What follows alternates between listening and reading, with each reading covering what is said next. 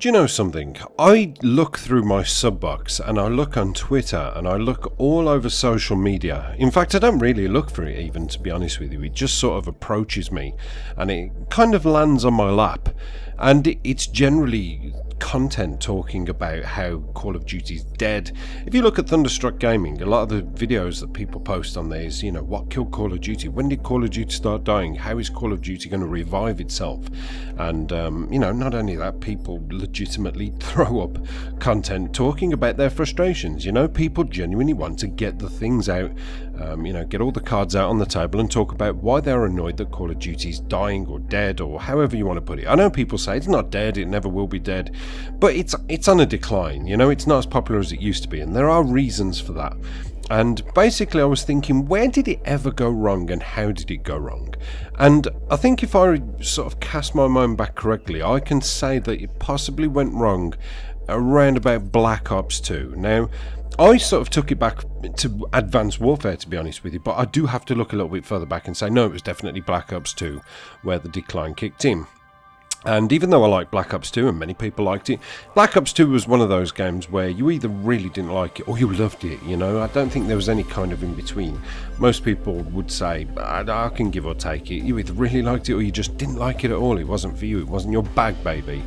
Me, I liked Black Ops 2, but one of the things I didn't like during the Black Ops 2 course was the whole microtransactions thing, with regards to DLCs and season passes. There was these extra things where Treyarch or Activision came in and said, we have an idea, this is how we can make a little bit more money, just that they were doing okay. Black Ops 2 sales were very good, and there was not really any need for them to take that extra bit of cash and jump on the gravy train of cash cowism.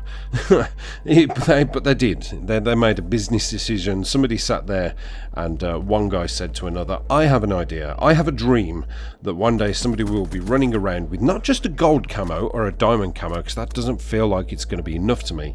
Now we need a camo that looks as though, Kermit the Frog has vomited on your gun. And somebody said, yeah, that's a good idea. And people went for it. People absolutely dived in it in their droves, this pool of ideas. Yes, let's have camos, let's have different camos. I will stand out from the crowd. That's what it's all about. It's all about having that identity, and Activision or Treyarch or whoever came up with that initial idea recognise that people do like an identity. It's like the whole customization of characters.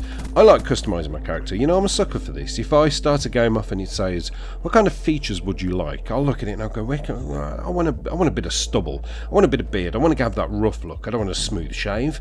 I've got a bit of stubble in real life. I like to keep that stubble. Like Homer Simpson, I've always got a 6 o'clock shadow. And I want my hair the way I want it there, and I want my eyebrows a little bit thicker because they're a little bit thicker, and I don't want to be skinny, I want to be chunky, strong, powerful like James Bond, And you have that customization thing, and whenever you compare yourself to other characters, it's nice to feel as though you're standing out and people can look and go, wow, look at this smart dressed soldier, isn't he a handsome character? He's very, very dapper. I like him. We can be friends, And that's where, for me, the decline started. But then, when it came to Advanced Warfare, everything went way over the scale.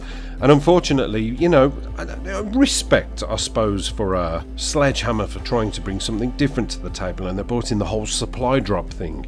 And they said, we'll try this, the different achievements and different times during the game and during your gameplay, you'll actually unlock a supply drop. And there might be something in there, you don't know. There might be a bloodshed helmet, or it might be, an ASM-1 speakeasy, or whatever the great gun of that game is.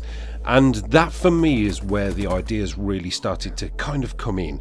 And Treyarch looked at it and thought, you know what, instead of actually unlocking supply drops, let's now make them purchasable. We can have them unlocked and they'll give you half decent things, but the actual purchasable ones will be really, really crap, and they won't have anything in there. People will be chasing that gun, constantly chasing that gun as part of their identity, I suppose. It's like most of the guns you unlock, I've only come across a couple of them.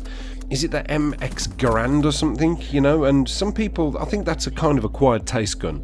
You either really like that gun and you know how to use it, or you haven't got a bloody clue. But for me, that gun always knocks the snot out of me whenever somebody's shooting me with it. It's like, oh, I can hear the shots. It's like, oh no, it's an MX Garand. I'm dead. It's too late. There's nothing I can do about this. I've just got to carry on and hopefully find that guy, nick his gun, and go on a raging killing spree myself. as far as anything else goes, everybody's always chasing that next camo, that next bit of identity. The characters. Same with me. I kept saying about my Prophet. The one thing I wanted for my Prophet was the all-in-one Union Jack, because he's a Cockney. He's a Brit. So I wanted the all-in-one Union Jack with his Cockney accent, as he says. Something other apart from with these upgrades you never stood a chance. I wanted something different for him, but unfortunately it doesn't happen.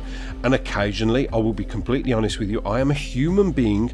I have looked and thought, maybe, I'm a little bit flush this week in my bank. I might just get a few, get some COD points and get a few supply drops and see if I can get it, sort of give myself the edge. And, the big head has tried to take over the little head, but the little head has turned around and stuck its finger in its eye and said, no, you're not buying a supply drop.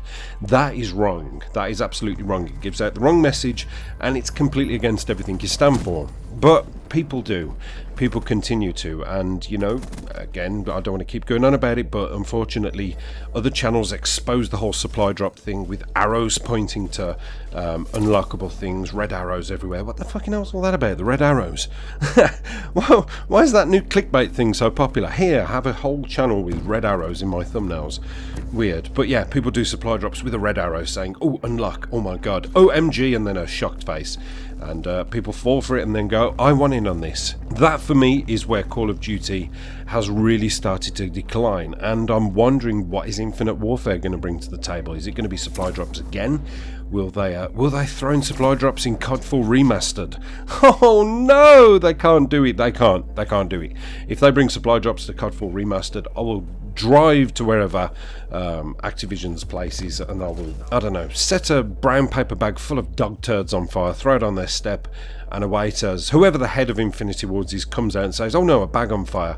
The only solution is to stamp on this and stand back in the wings and watch in absolute mirth as he gets covered in, yeah. So, for me, I think that is honestly where Call of Duty started to decline and people started to turn against it a little bit, is where Black Ops 2 decided to throw in the microtransactions. You'd have to correct me if I'm wrong here and say, no, it actually happened in Modern Warfare 3, but I don't think it did. I don't think there was purchasable camos in Modern Warfare 3. I'm pretty sure it just went up to gold and that was it. You got your gold and you were happy with your gold. But Black Ops 2, shame on you, Treyarch, for bringing in these vomit-covered guns and making people want them. I just want that gun that looks like Big Bird has sneezed on. So yeah, that's my opinion. Tell me what your opinion is. Where did you think COD started to decline and jump on the gravy train of cash cowism? It's not even a word. I just like the sound of it. Thanks for watching, guys. Apocalypse done.